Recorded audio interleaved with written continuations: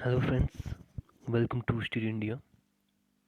और आज हम बात करेंगे अपने मौर्य साम्राज्य के तीसरे पार्ट में, क्योंकि हमने पिछले वीडियो में दूसरे पार्ट में अशोक को कंप्लीट कर लिया था। महान अशोक के बारे में जितनी भी जानकारी थी, जितने भी फैक्ट बनते थे, ठीक है।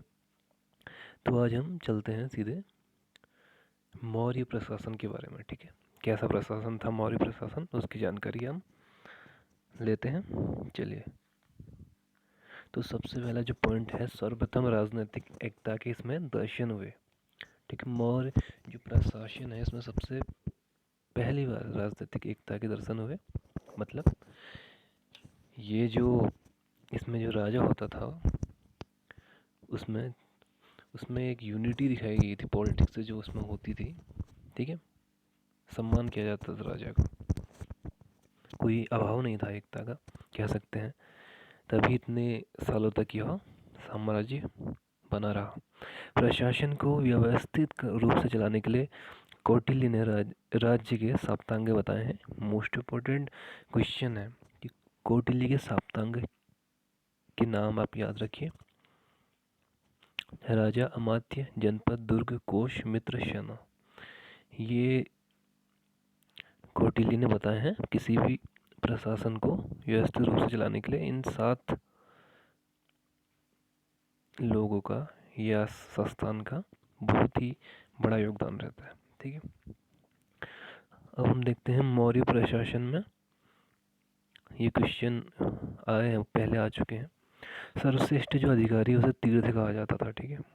जो सबसे बेस्ट ऑफिसर होता था मौर्य प्रशासन में, उसे तीर्थ कहा जाता था। और समाहर्ता किसे कहा जाता था? मौर्यकालीन राजस्व विभाग का अधिकारी, ठीक है। रिवेन्यू डिपार्टमेंट का जो ऑफिसर था उस टाइम, उसे समाहर्ता कहा जाता था।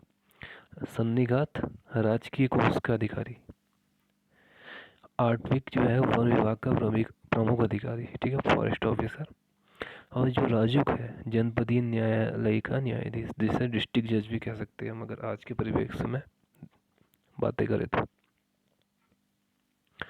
अब हम चलते हैं मौर्य समाज की गुप्तचर व्यवस्था पर। तो गुप्तचर जो व्यवस्था थी उसमें जो गुप्तचर अधिकारी था उसे गूढ़ पुरुष कहा जाता था। क्या कहा जाता था? गूढ़ पुरुष।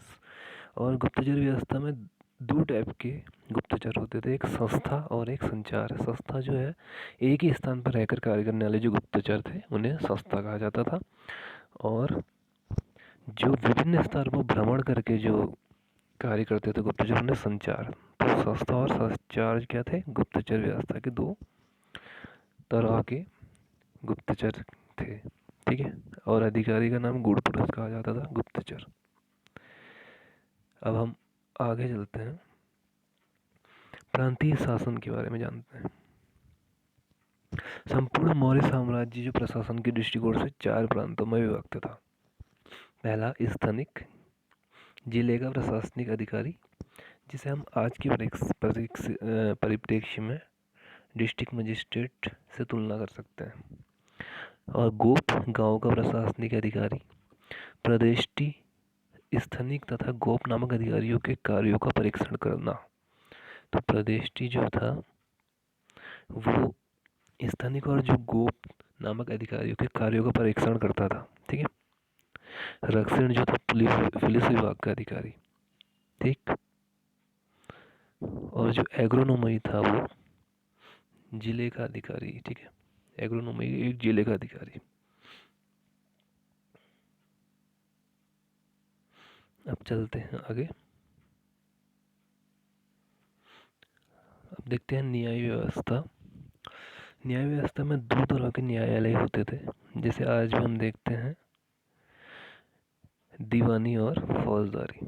वैसी जो धर्म स्थीय न्यायालय था, जिसमें घरेलू मामले, चोरी, लूटपाट, डाकू, इस टाइप के जो भी न्यायालय, जो भी घटनाएं घटती थी, वो सब धर्म स्तरीय न्यायालय में उनका उनका न्याय होता था।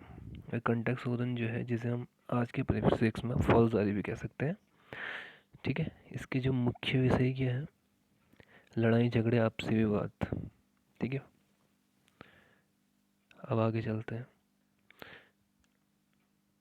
अब मौर्यकालीन कर देख लेते हैं, कौन कौन से कर उस टाइम लगाए जाते थे। भाग, जिसे उपज का कर बोलते थे। प्रवेशी कर, आयात कर होता था। जो पढ़ाई कर है वो मौर्य काल में आपातकालीन स्थिति में लिया जाने वाला कर, ठीक है। अगर इमरजेंसी में कोई ऐसी सिचुएशन हो जाती तो उसमें एक पढ़ाई नामक कर लगाया जाता था। और जो बलि कर था वो भू राजस्व कर था। एक हिरण्य कर भी था मौर्यकालीन समाज में। यह होकर अनाज के रूप में न होकर नगद लिया जाने वाला कर। तो हिरण्य याद करके नगद लिया जाने वाला कर।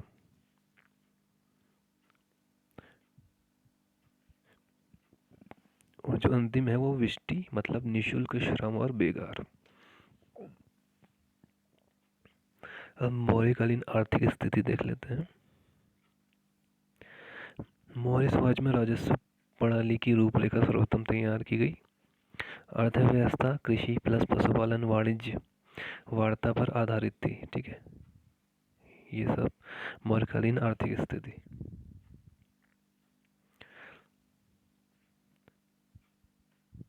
अब देखते हैं सीता।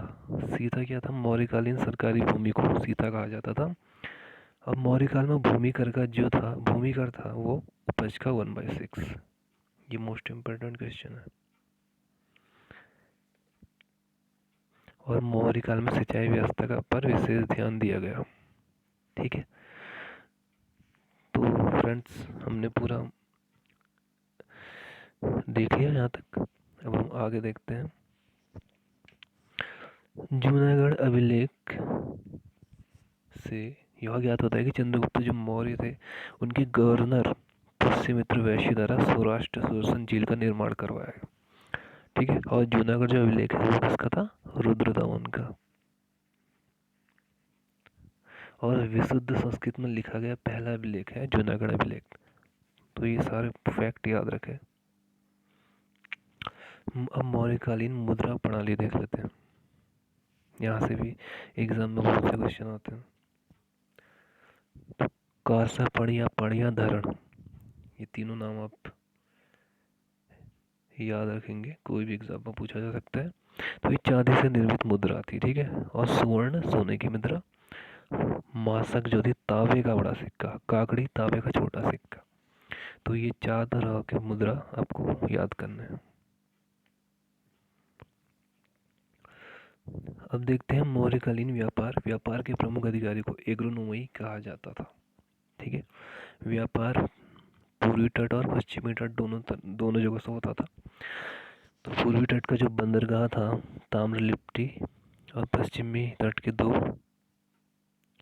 मृगुगच्छ और सोपारा, ये तीनों बंदरगाह थे, यहाँ से व्यापार होता था मौर्यकाल में।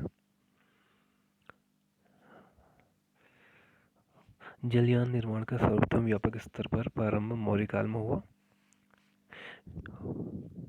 ये मोस्ट इम्पोर्टेंट है। मेगास्थनीज ने मौर्यकालीन समाज को 7 वर्गों में विभाजित किया, जिनके नाम दार्शनिक, कृषिक, अहिर, कारीगर, सैनिक, निरीक्षक और सफासत। ये जरूर क्वेश्चन बनता है और आया भी है।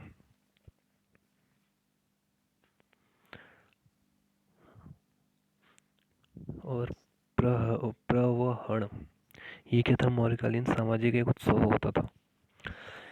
स्ट्रैबो व मेगास्थनीज के अनुसार भारत में दास प्रथा का आंशिक स्वरूप के दर्शन होते हैं या नहीं, ठीक है।